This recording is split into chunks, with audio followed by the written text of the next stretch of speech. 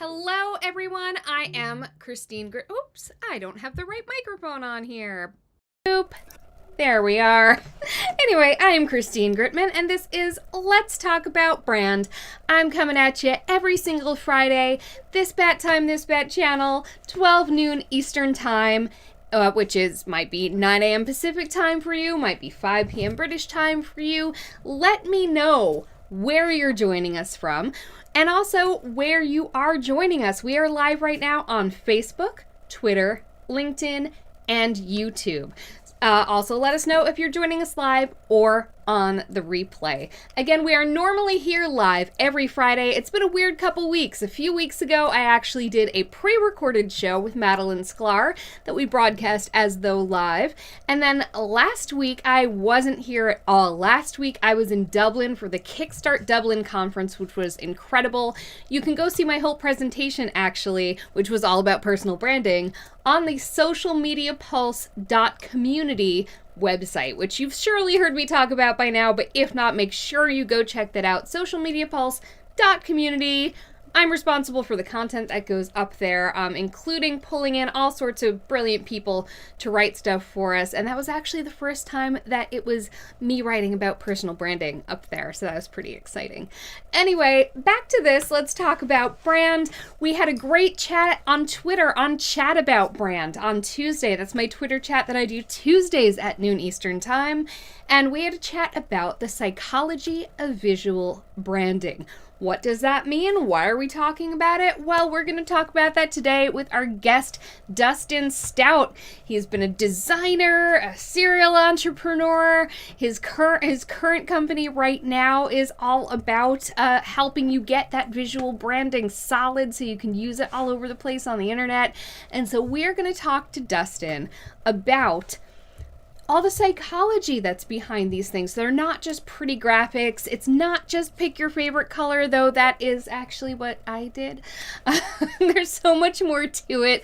What do these colors say and mean? What do these fonts say and mean? The imagery, the whole nine. So we're going to let him talk all about it. Without any further ado, hey, Dustin! Thank you. Great to be here. Good to see you, Christine, as always. Good to see you. So the whole reason you're here on this show is because I was interviewing you for Social Media Pulse for an article about this, and you were just so passionate about it. And you were going on about color psychology and just all these different things. And I said, you know what? This is a show. Like, I'm going to take off my Social Media Pulse hat, put on my Christine Gritman hat, and get you on here. And it was a topic that people had a lot to say about in the chat as well, which was really great. People, thinking about things that they maybe hadn't before. So let's just dive right in. When we talk about the psychology of our visual branding, what are we really talking about? Well, what we're really talking about is how does our visual branding make people feel? What does it make them think? What is the sort of cognitive reaction that the visuals stimulate? And there's a lot of research behind this, and I'm just a big nerd when it comes to human psychology. I started, before I was in the marketing world, I actually started as an actor. I went to school performing arts in Hollywood, the American Academy of Dramatic Arts, and all my life wanted to be an actor. So this human psychology is all we think about, really. If you think about what acting is, we're just trying to understand human psychology and emotions, and how do we portray that in a way that helps to tell the story of that human that we're portraying. So it was just a natural thing for me to get super involved and super interested into the psychology of marketing once I got into blogging, content marketing, design, visual design. So when we're talking about psychology, we're really just saying, how does our brand make people feel, and what does it make them think about? Because even if it's not our intention to make people think and feel a certain way, if we don't make the right choices, they might feel in ways that are contrary to what we wanted. So it's really important to have an understanding, at least loosely, on general color psychology, visual psychology in general, just to know that the message that we want to portray is the one that actually is being portrayed.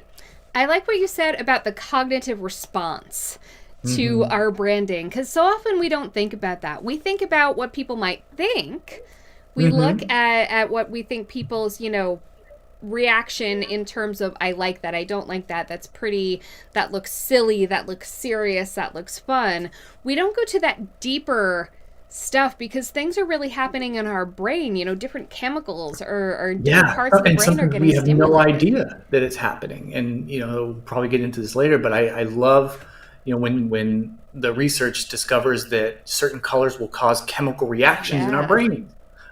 It's amazing to me, and And red's a big one, and we're both fans of red. I know. obviously, right? Best color there is. So let's start there. Actually, what does that say about us? What can you walk us through a little bit? I know that you're not like a psychological researcher here, but again, geeking out teaches you a lot, and I know that you know a lot. So can you kind of walk us through a little bit some of those basics? I know red and blue in particular as brand colors have a big association with them. Yeah, big psychological associations, and some of them more, I guess, um, in our forethoughts or in our cognitive mind. Some more subconscious. The color red obviously is used a lot in our day-to-day lives. It's used for stop signs. It's used for tail lights on cars.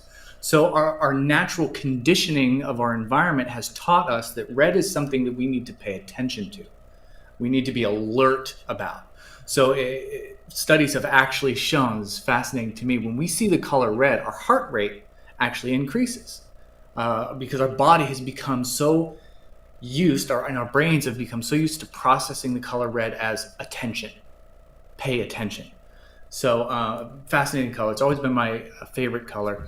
Studies have also concluded that we associate the color red with attraction. So it's a very attractive color.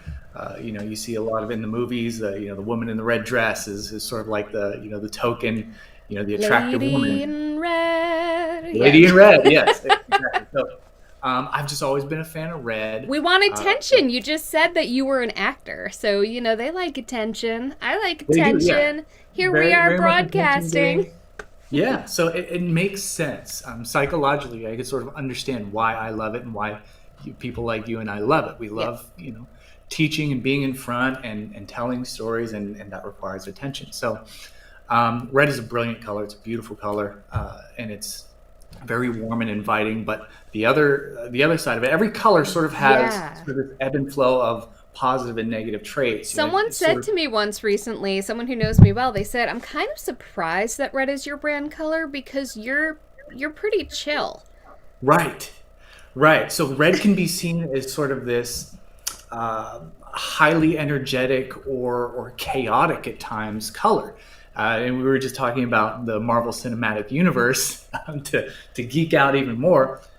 Scarlet Witch, her chaos magic is actually red. This red hue and glow to everything. So we do have this psychological tie to red can actually be sort of chaotic, and a lot of cancel buttons or delete buttons are often red. So used in the right context and in the right word or ways with thoughtful intention, it can be extremely powerful and useful. But understand that using it in the wrong way can often produce negative feelings if we're not careful, if we don't do it in the right context and in the right way.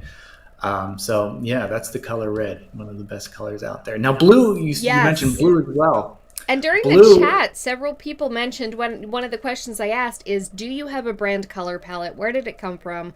A lot of people said they went with blue. And bit of a spoiler alert, blue's trustworthy. A lot of banks use blue, a lot of things like that. So let's talk about what the associations with blue are. And I don't know that there's a downside of blue, but let's let you get to that. yeah, in all my studies and research, I have not found any downsides to using the blue. Now you can sort of intuitively think about what could be the potentially negative associations with blue. Now we actually have phrases in the English language like you're feeling blue, which means you're feeling sad. So that could be a potential negative association. But for the most part, most people would say blue is their favorite color. if you do a poll, it kind of blue comes out right on top with red coming second place, and then some of the other colors after that. But blue is oftentimes associated with trust. We have this for one reason or another, we tie blue to this idea of trustworthiness, of security, and of generally things that we are willing to give our information to. So think about all the social networks and how they've used blue: Facebook, Twitter, LinkedIn.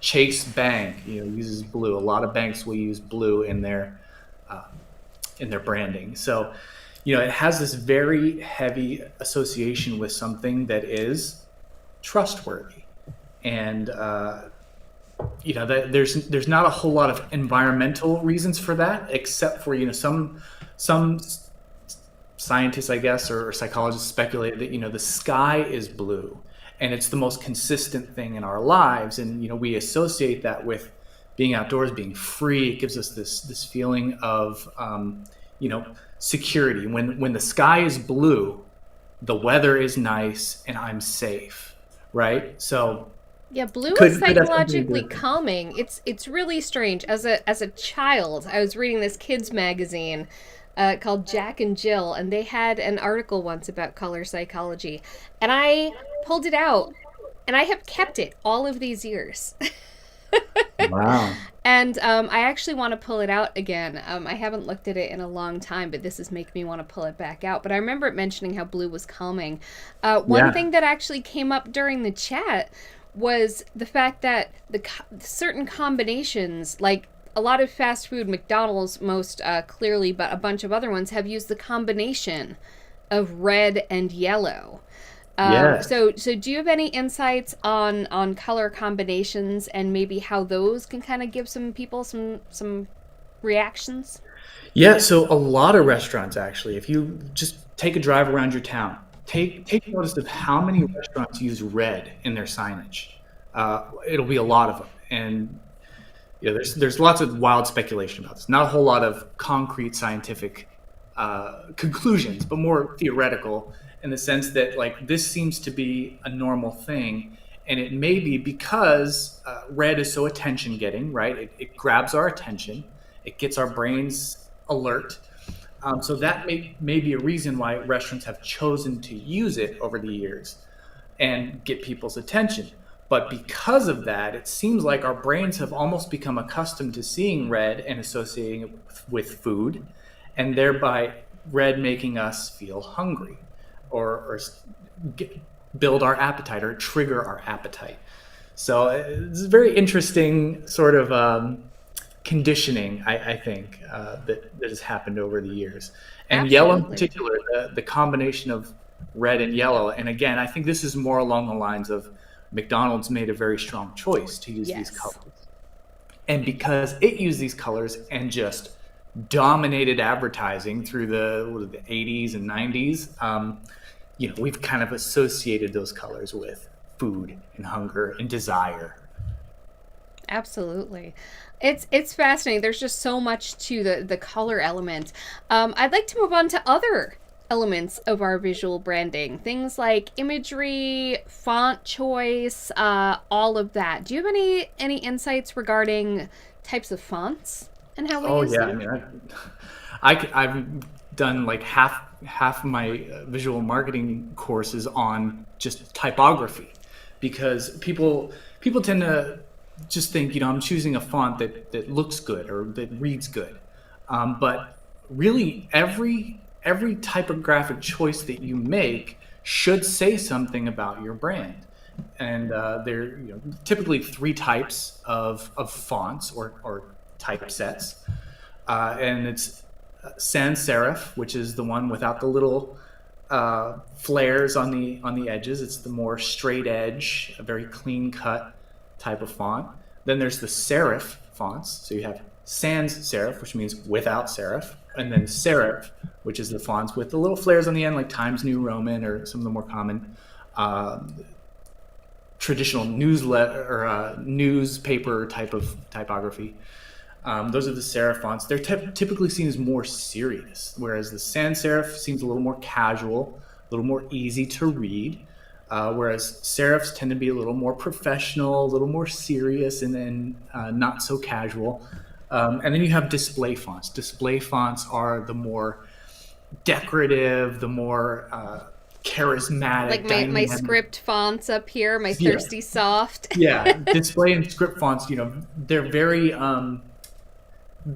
designy, very pretty to look at, not necessarily made for optimum legibility. Yeah.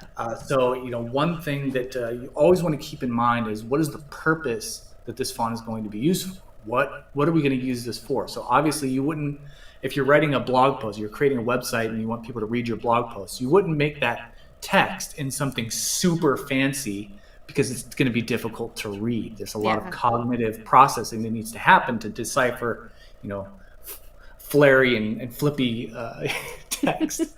So, all of it has to be based on, number one, what is your brand intent? What's your brand personality? Because every typeset is going to bring with it a specific personality. Yes, this is the gold here. This is what I want to get to. Talk to us about how different types of typography say. What do they say, and why? They speak volumes. I mean, just so much as like how narrow or wide the ligatures are, how narrow or wide each character is, the space between each character, everything, every aspect. There's literally hundreds of different aspects as these designers are sitting there painstakingly designing each and every curve. They have specific personality traits in mind, and so you want to look at a font in its entirety.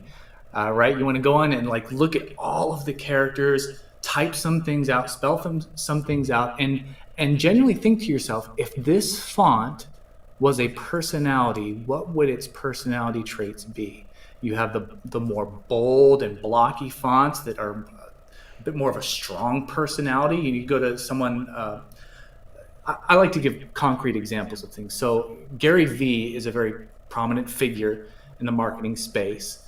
And his typographical choices by his design team fit his personality. So he's very bold, very boisterous, very in your face. He's no nonsense, straight to the point. So the typography that he's chosen on his website is very bold, very in your face, no nonsense. It's all sans serif fonts, and they're very bold and blocky and strong. Whereas you go to, something like, what's a good alternative, something like the New York Times, I guess, where it's very very traditional, very old school, it feels more solid and consistent because of the sans serif fonts. They feel more rooted. The little flares at the bottom kind of make it feel like it has a stronger base. Now at the same time, one of the more fascinating articles I read recently, actually it's probably more like a year ago now, where they said, the difference between the cognitive time that it takes to process a sans serif font versus a serif font is measurable. Wow. Our brains can process sans serif much easier, so it's much easier for us to read. That's why a lot of books over the years, they've transitioned from serif fonts to sans serif fonts, because it's easier for our brains to read. But you may not always want that. You may not always want the reader to read it easily and quickly. Now, why wouldn't you want that? Well, maybe you want them to linger. Maybe you want them to actually take the time and process your words more carefully. So there was this, this kind of debate going on, like, you want your body text, the bulk of your text to be a little bit easier to read because it's less intimidating. But when it comes to like a headline or a quote, sometimes you really want them to take that quote in or that headline in. And so you would use a serif font to sort of make sure that they take their time with it and don't breeze right past it. There was also a study done that says when people read serif fonts, their what's the word? Their ability to remember it increases because they spend more time. They don't rush through it as quickly. So there's those things to consider as well, and really just takes the time to really just sit with a font and understand. Okay, this our brand is this, that, and the other thing. This is what the brand we want to portray. Does this font, does this typography communicate that, or does it communicate something different? If we're a very serious organization, and we are handling people's finances, for example, you're a bank or you're a financial planner, you're not going to use Comic Sans in your Nobody should be emails using. or your branding. For Poor the love of Comic God, Sans. It nobody gets should so do that. dragged. Unless you're a preschool teacher. Well, that makes sense. I But actually. Go if ahead. you're a trustworthy organization, use a font that feels trustworthy, not like it was made I for went through kids. my own journey with this because I personally always gravitated to the look of serifed fonts. I like them a Mm-hmm. little rounder but serifed, the classic typewriter type font. And when Mm-hmm. I first launched my business, and I hadn't given a ton of thought to any of this, I used all lowercase in a serifed font. My logo that I didn't use much was CG, and I had the curly G because I like the curly G. And Mm-hmm. after a while, when I started thinking about my visual branding more seriously, I went away from all of that because I realized that the fact that I liked it didn't change the fact that it didn't really reflect my brand. I started Right. using, free Google fonts, but Lobster was my kind of display font until everybody started using Lobster on everything. And I forget what my secondary font was. But I went through a rebrand in August of 2020. August is kind of my reset month a little bit. And I did a rebrand, and I spent months in advance of this one. I went through so many dozens of combinations of fonts because I knew that I wanted my display font to be a somewhat old-timey script, but like retro, like Coca-Cola is what I get a lot of people saying that Yeah. my what I decided on reminds them of. That type of feeling where it doesn't feel old like the signing of the Declaration of Independence old. But the fact is it has a bit of a retro feel to it. Right. I didn't want it to feel like straight up handwriting, though. That's very trendy right now, but that's Mm-hmm. very now. And I have Yeah. kind of a slight vintage feel going on. And then the secondary font, I wasn't sure if the secondary font was going to be serif or sans serif, and I decided that I did want it to be. I mean, you see what I landed on right here. I think it's called Landon. I forget, but you can see that it is. It just doesn't compete, and I think that that's a huge thing also because that. Just having it together, having it be kind of easy to process together. I heard somewhere that you want 3 fonts max. You want like your primer, your what's it called? Not show font, but your display font, your kind of secondary font, and then I haven't had a lot of opportunity for a body font with my stuff now with my rebrand. I'm still trying to figure out what the body font is because I don't use it a whole lot. But what are some of your font combinations that you dig? And when you do things, what are you using and why? Well, see, And colors I'm too. a Actually, tell us the whole shebang.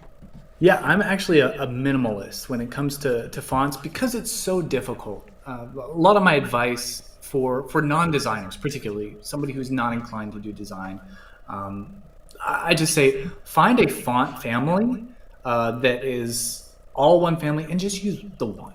Like that, it's fine to use the one. But my preference would be two. I'm a big fan of just sticking to two. Now, three is good, but I think three is the adding the additional one is just adding a layer of complexity because it is so difficult, almost like pairing a good wine with a meal, right? You have to have a bit of skill, a bit of knowledge to understand how to pair things properly. And so, the more obviously the more things you're pairing together, the more difficult it becomes. So I like to tell people stick to two max, but if you're good enough and you can figure out three, good for you. That's awesome. But I like to do two, and my general rule is that the fonts should be clearly distinct. If you're going to use two different fonts, they should not be able to be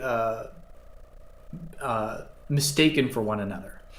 So a lot of times I'll go to a website and the headline font will be one big text and or one big font, and I'll look at the body font and I'll go, I'm pretty sure that's different, but it looks the same. You'll look at like the lowercase a, and one of them will have the thing on top, and then the other one won't. And it's like slightly different. Yeah. And so I'm like, wait, no, is it the same? Is it not the same? And so I'm spending all this cognitive energy trying to differentiate. Like, is it the same? Is it not the same? And that's just because I'm an over obsessive designer. But I do the same thing, and so does my husband. Like, if you are in that world, you notice it, and it drives you nuts. Yeah, but and so there's also this idea of hierarchy, right? Like our brains like to see structure, and we like to understand structure, and this goes into the whole psychology of like, how do we make things easily consumable? Even user interface design. Yeah. It's very important to have that hierarchy. You need to be able to break apart sections and separate distinct areas from one another. And one way you do that is with textual or font hierarchy. And so that's why it's important to sort of pick two different distinct fonts. If you're going to have two, one general rule of thumb to make it easy is pick a serif font and a sans serif font. Yeah. They look good together. And for me personally, the things that I look at when I'm pairing them is so let's say my title font for all my headlines on my website are going to be serif. I kind of look at the height and the width of each character. Is it more of a tall font or is it more of a wide font? And if it's distinctually one or the other, then I like to contrast it with a sans serif font that will be sort of the opposite. So if my serif font is more of a wide, more squared font, I like to find a sans serif font that's a little taller, just to kind of clearly distinguish itself as like structurally different and complementary. So that's just kind of how I go.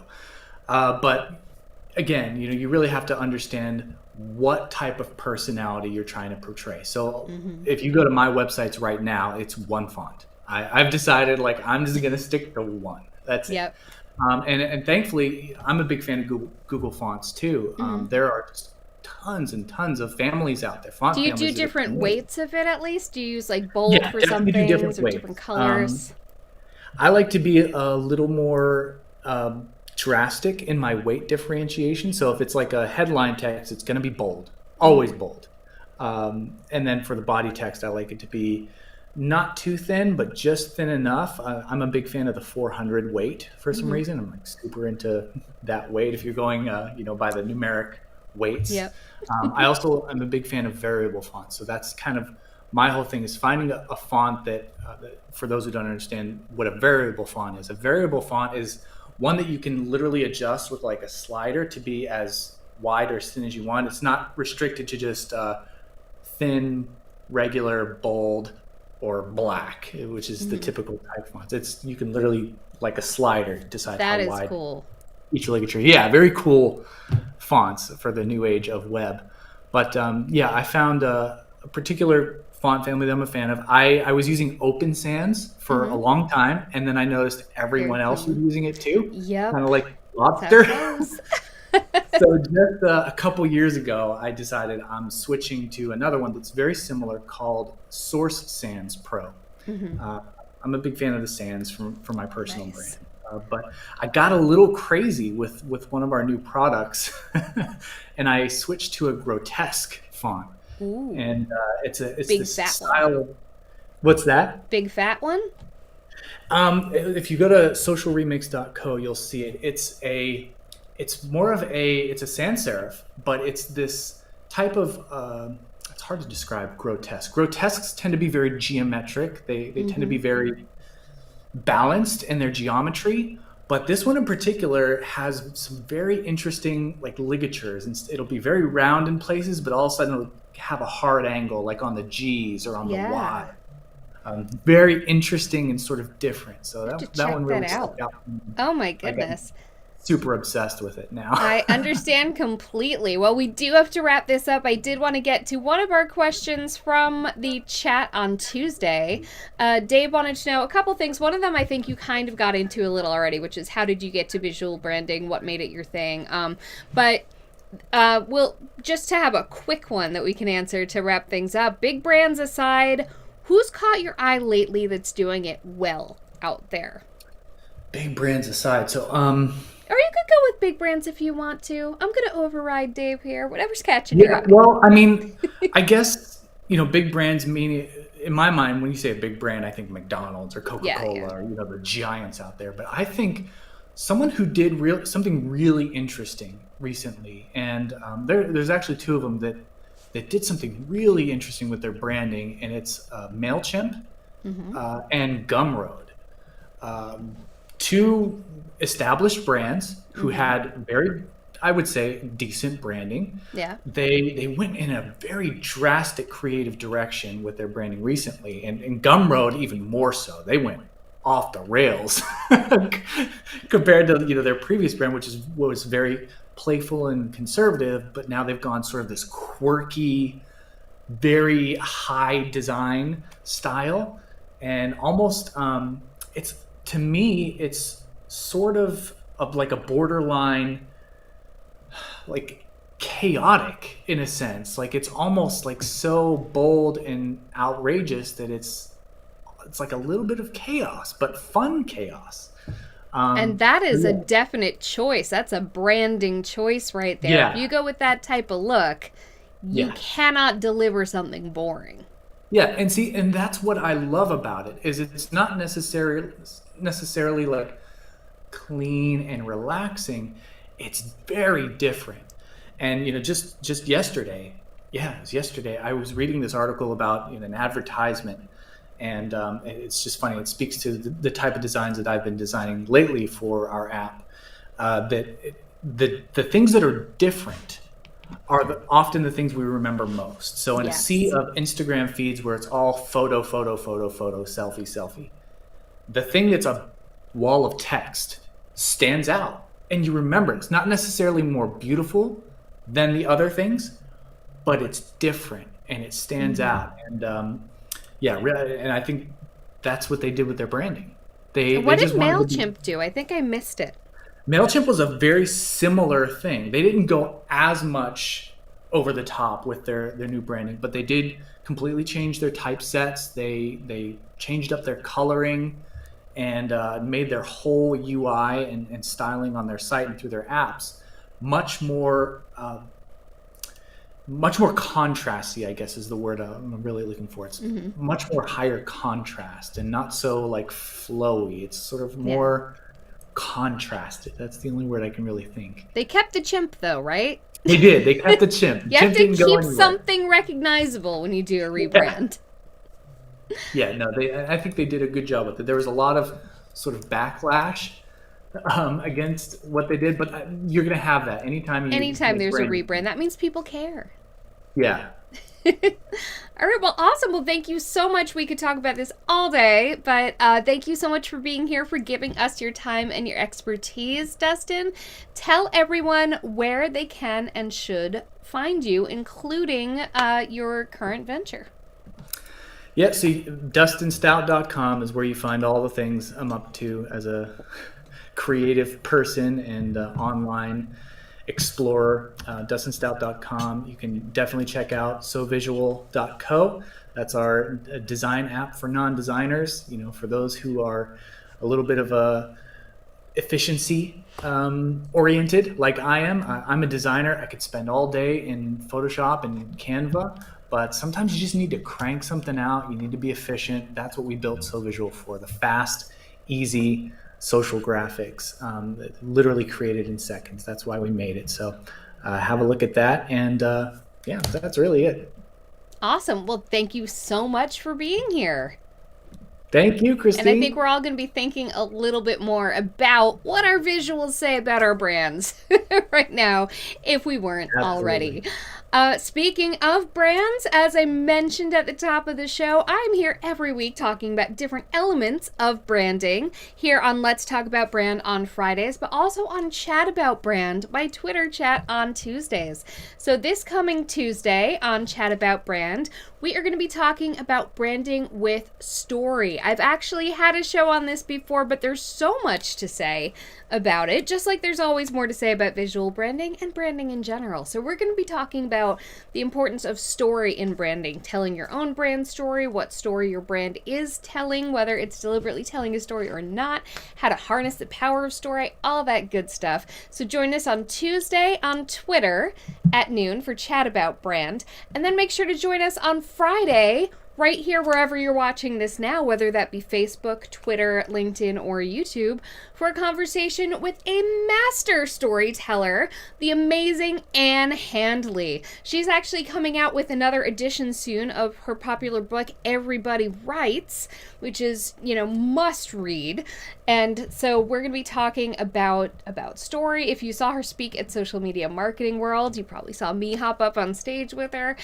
She was all about talking about how story really does play into marketing, and it can be such a powerful, powerful tool for getting that message through. So I hope you'll join us for that. Bye.